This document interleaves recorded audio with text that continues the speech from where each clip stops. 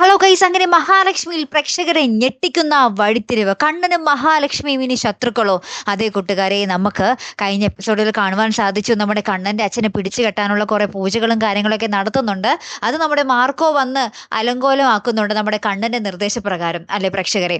അതിനുശേഷം നമ്മുടെ കണ്ണൻ അനന്തുവിന്റെ വീട്ടിൽ വന്ന് പറയുന്നുണ്ട്, എന്നാലും ഞങ്ങൾ ഇടിച്ചിട്ട ആ ലോറി ഡ്രൈവർ ആരായിരിക്കും, അവനെ എന്റെ കൺമുമ്പിൽ ഒരു ദിവസം ദൈവം എത്തിക്കും എന്നൊക്കെ പറഞ്ഞിങ്ങനെ പറയുന്നുണ്ട്. അപ്പൊ മഹാലക്ഷ്മി ഭയങ്കര എന്താ പറയാ ടെൻഷൻ അടിച്ചിങ്ങനെ നിൽക്കുന്നുണ്ട്. അയ്യോ, കണ്ണേട്ടൻ അറിയോ അറിയോ എന്നുള്ള രീതിയിൽ.